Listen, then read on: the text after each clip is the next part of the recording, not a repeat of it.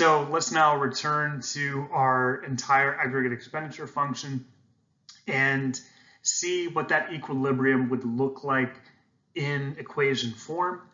And so we want to measure where equilibrium is, what the equilibrium level of output would equal.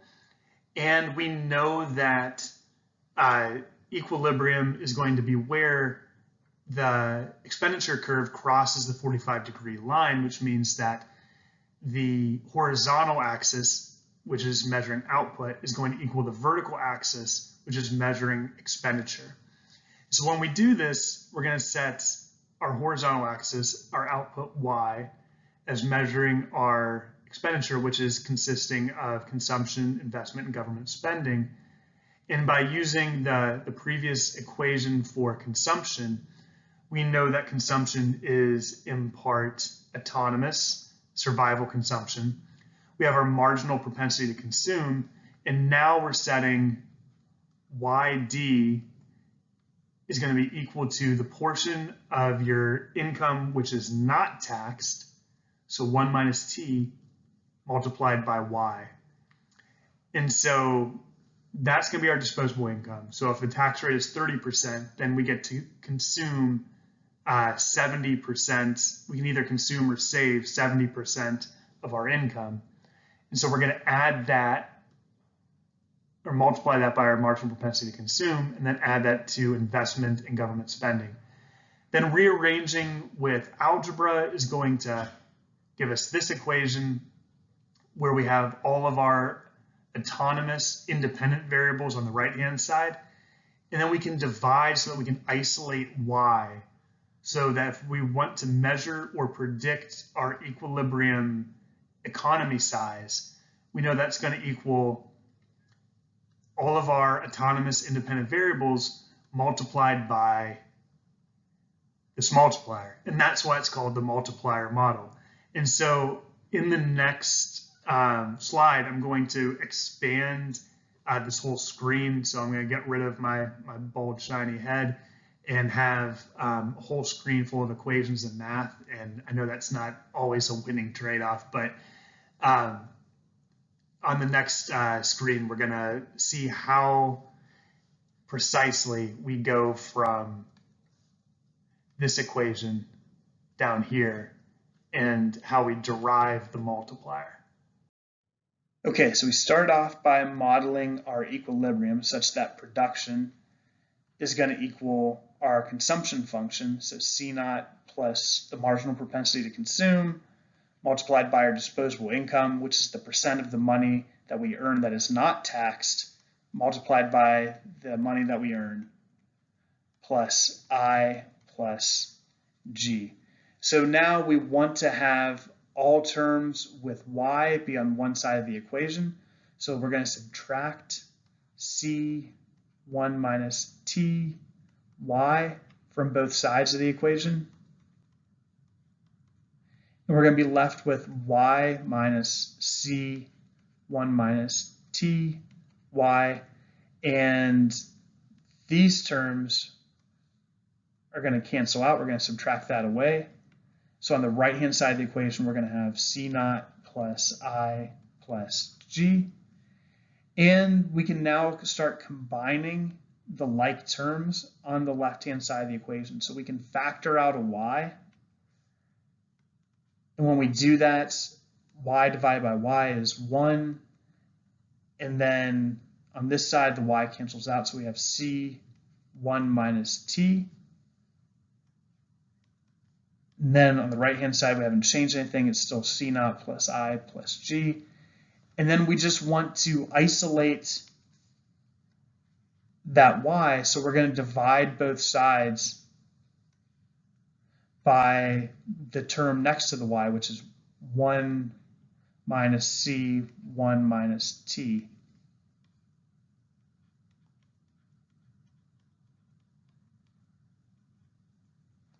And when we do that, we're left with y equals c naught plus I plus g over 1 minus c, 1 minus t. However, it's going to be easier for us to think about this equation if we separate these two terms, if we just make them not be immediately on top of one another, so we can think about if we want to increase or decrease y, if we want to change this variable, what we would need to do to each of these variables. And by breaking up this term, then we're going to see how that's a little bit more clear. So we're going to rewrite this as being y equals 1 over 1 minus c, 1 minus t. And that's going to be multiplied by,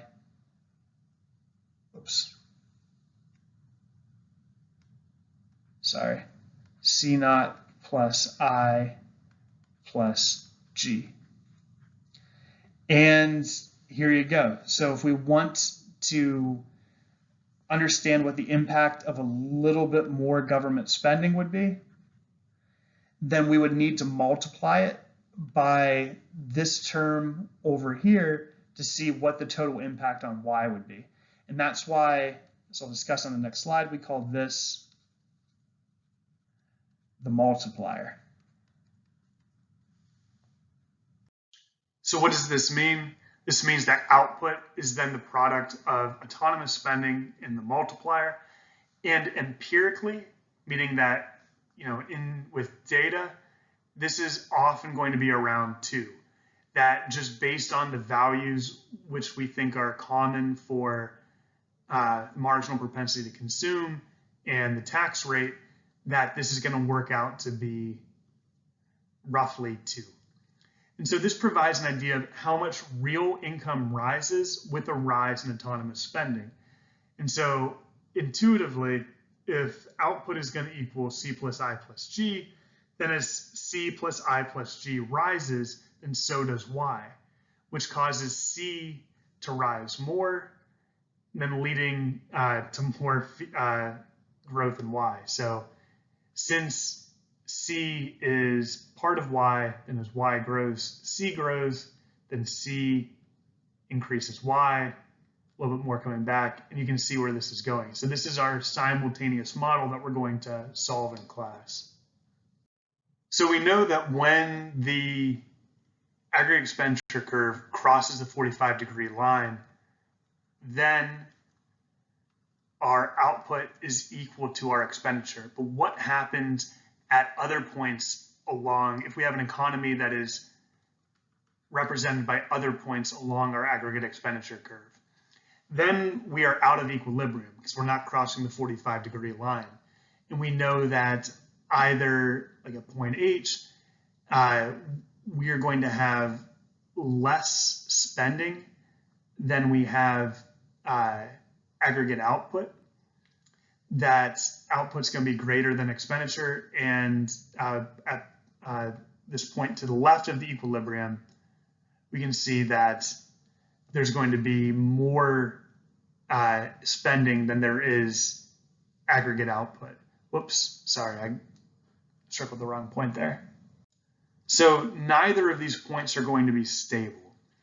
That when we are spending more than we produce, then this is going to then lead to a situation where we are sending signals to producers to produce more, that they see this excess demand in the economy and that they know that they can produce more and it will be purchased, and that they will not be taking a loss with inventories on their shelves, which they would then have to eat as a cost.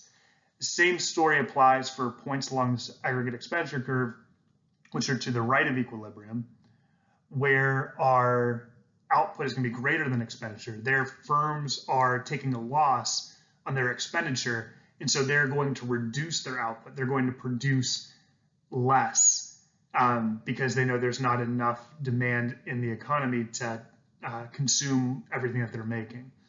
And so these points then that are off equilibrium are unstable. So by definition, they're not equilibrium.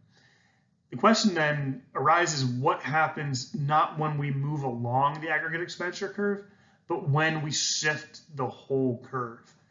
And we've come up with another point along the 45-degree line that crosses the aggregate expenditure curve.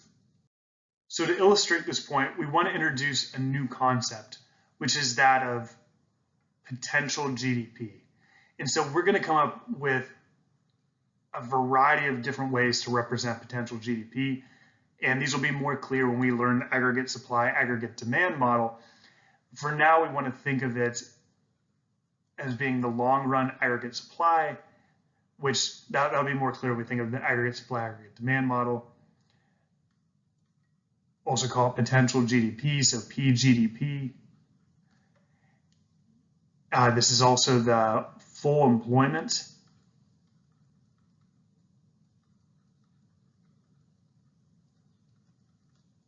GDP. Let me erase that and draw that a little more clearly. So full employment GDP, which we are going to think of as being represented by the solo growth model, right? By how we could model our potential level of economic size using the idea of factor productivity in A, capital, and labor, and with these raised to their respective exponents. So remember, I said you're not going to need to actually calculate this. I just want you to think about what determines the potential GDP. If we know what determines the aggregate expenditure curve, that it's C plus I plus G, and we know that equilibrium is going to be where it crosses the 45-degree line, and what is spent, the value of what is spent equals the value of what is produced, then what we need is a new way to think about this potential GDP. And I think that's where the solo growth model is helpful, because it shows us that we can think about our full employment GDP, our maximum capacity of production, as being determined by the resources which we have at our disposal, which are capital, labor, and technology. And so returning now to the Keynesian cross model, we want to think about our desirable equilibrium as being where equilibrium is near the potential GDP. And so if we're in a situation where our equilibrium, our initial equilibrium, E naught, is to the left of the potential GDP, then that means that our economy is, in this case, $7,000 billion, so $7 trillion, less than what it could be. And so we want to shift it $7 trillion to the right. We want to reach this equilibrium, E1. And so we can't just press a magic button and have the size of the economy grow. We need to change it through either changing one of these variables, C, I, or G. Now, as we just said, we can't just press a button and make the size of the economy grow. We do, however, so we can't tell consumers you have to spend more. We can't tell companies you have to invest more in plant and equipment, because we live in a capitalist free market economy. What we can do is use government spending as a way to increase or decrease the size of the economy.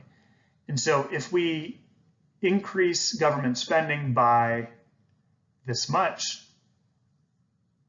then we will get this large of an increase in GDP, and we'll shrink our recessionary gap so that our potential GDP equals our actual GDP equals our equilibrium GDP. Now, it's also possible that we are to the right of our potential GDP. In other words, we are producing more than we're actually capable of producing. We're spending more than we're capable of producing.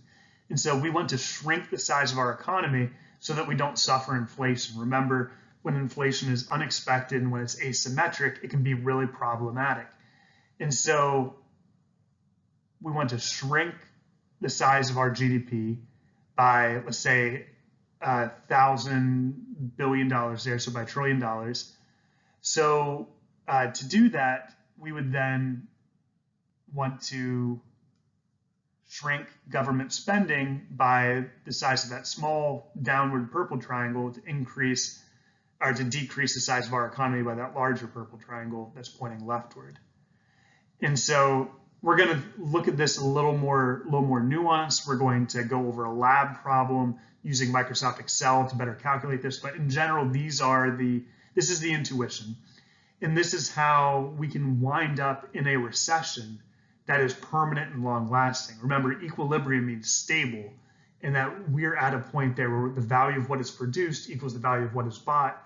There is no signal being sent to employers and firms to produce less or produce more. They are producing the amount that is being bought, but we're not quite at full employment GDP. And so that's where government intervention is helpful to increase the size of the economy. All right, so just to clarify what we just covered on the previous slide, the intuition behind recessionary gaps is that equilibrium real GDP. So remember, real here, this is important. We're not saying nominal GDP. So once we adjust for price differences, what is the relative value of what is being produced, absent any price changes. So when equilibrium real GDP is below full employment real GDP and is stable, we have a recessionary gap. This can be caused by anything which shifts the expenditure curve downward, meaning that if we have a decrease in consumption, we have a recessionary gap. If we have increased savings, if we have decreased business investment, if we have an increase in taxes, if we have decreased government spending, all of these things could lead to recessionary gaps. And so the solution then would either be to reduce taxes so that people have more disposable income, or to increase government spending. Those are really the only two options that we have at our disposal. Now, inflationary gaps, on the other hand, occur when there is too much extra aggregate expenditure, too much spending in the economy relative to what we are capable of producing sustainably over the long run.